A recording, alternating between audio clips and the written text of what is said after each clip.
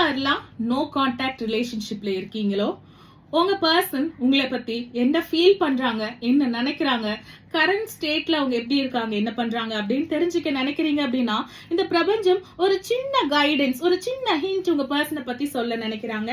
So நீங்க பண்ண வேண்டியதெல்லாம் பைல் சூசிங் தான். File number 1 and file number 2 உங்களுடைய பர்சன் உங்களை பத்தி என்ன நினைக்கிறாங்க அப்படின்றத பாத்துடலாமா? ஒரு deep inhale and exhale. Pile number 1க்கான ஷஃபிள். எஸ், பைல் நம்பர் 1 உங்க பர்சன் உங்க மேல கோவமா தான் இருக்காங்க. ஸ்டில் கோவமா இருக்காங்களா மேம்? ஸ்டில் கோவமா தான் இருக்காங்க.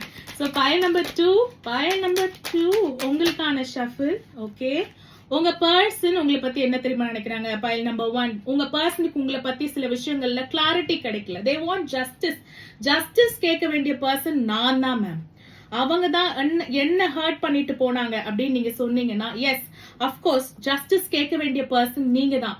ஆனா இப்போ யார் வந்து பேசலன்னு எதிர்பார்த்துட்டு இருக்கீங்க அதே பர்சனும் நீங்க தானே, இல்லைங்களா? இப்போ யார் வந்து ப்ராப்பரா பார்த்தா யார் நோ கான்டாக்ட்ல போயிருக்கணும்? நீங்க தானே நோ கான்டாக்ட்ல போயிருக்கணும். எண்ட் ஆஃப் த டே பாத்தீங்கன்னா அவங்க நோ கான்டாக்ட்ல போயிட்டாங்க, அவங்களுக்காக நீங்க வெயிட் பண்ணிட்டு இருக்கிற மாதிரி இந்த சூழ்நிலை இருக்கு. அவ்வளவு காதல். சோ உங்க பர்சன் உங்ககிட்ட அதீத காதலும் காட்டுவாங்க, அதீத கோபமும் காட்டுவாங்க. End of the day short டெம்பரா இருக்கக்கூடிய ஒரு பர்சன். சோ இது எல்லாமே மாறும் அப்படின்னு சொல்றாங்க. சோ அவங்களுக்கு நேரம் சரியில்லாம இருக்கலாம், அவங்களுடைய தசா புத்திகள் சரியில்லாம இருக்கலாம், அவங்களுடைய கிரகத்தோடைய பிளேஸ்மெண்ட் சரியில்லாம இருக்கலாம், அவங்களுடைய ஹார்ட் டைம்ஸ்ல நல்லவங்களை கூட வச்சுக்காம நல்லவங்களை தன்னை விட்டு பிரிச்சுட்டு கெட்டவங்களோட சகவாசம் தான் அதிகமாக வச்சிருப்பாங்க. அது உண்மைதான், சரிங்களா? ஆனா அதனால இந்த பேட் டைம்ஸ்ல நான் அவங்களை விட்டு போறதா இல்லைன்னு அவங்களுக்காக நிக்கிறீங்க பாத்தீங்களா, அதுதான் நீங்க. அவங்களுக்காக வெயிட் பண்றீங்க பாத்தீங்களா, அதுதான் நீங்க. எல்லாமே வந்து மாற போகுது.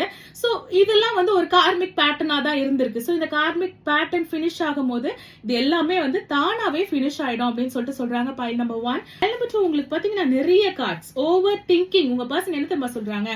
இந்த செட் ஆஃப் மைண்ட் செட்ல இருந்து நீங்க வெளியில வரலாம். இந்த ஸ்டேட் ஆஃப் மைண்ட் செட்ல இருந்து நீங்க வெளியில வரலாம். பட் ஏன் வெளியில வர மாட்டேன்றீங்க? பண்ணிட்டீங்க அந்த ஹர்ட்லயே தான் நான் இருப்பேன் அப்படின்னு அடம் பிடிச்சினா சமாதானப்படுத்தலாம், நான் வர முடியாது அப்படின்னு சொல்லிட்டு உங்க பர்சன் சொல்றாங்க. ஆனா எண்ட் ஆஃப் த டே உங்க பர்சன் உங்களை சமாதானப்படுத்த வர போறாங்க. அவங்க சமாதானப்படுத்த வர வரையும் நீங்க அந்த கோபத்துல இருந்து வெளியில வரதா இல்லைங்களா? சோ ரிசல்ட்டுக்காக பாசிட்டிவ் ரிசல்ட்டுக்காக வெயிட் பண்ணிட்டு இருக்கீங்கன்னா டெஃபினட்டாக உங்களுக்கு பாசிட்டிவ் ரிசல்ட் தான் கிடைக்க போகுது. உங்க பர்சன் வந்து உங்ககிட்ட சாரி கேட்டு அதுக்கப்புறம் தான் இந்த ரீகான்சிலேஷன் நடக்க போகுது. உங்க பர்சன் இப்போ இந்த ரிலேஷன்ஷிப் விட்டு மூவ் ஆன் ஆகலான்னு இருக்காங்க. எதனாலனா சும்மா அழுதுட்டு சும்மா சண்டை போட்டுட்டு இருந்தா இந்த ரிலேஷன்ஷிப் எனக்கு வேண்டாம் அப்படின்னு முடிவு பண்ணிருக்காங்க. But end of the day there is a reconciliation. என்னோட ஃபாலோவர்ஸ் இருந்தா இந்த எனர்ஜிஸை கிளைம் பண்ணிக்கோங்க, ஃபாலோவர்ஸ் இல்லனா நம்மள ஃபாலோ பண்ணிக்கோங்க. தேங்க்யூ ஃபார் வாட்சிங்.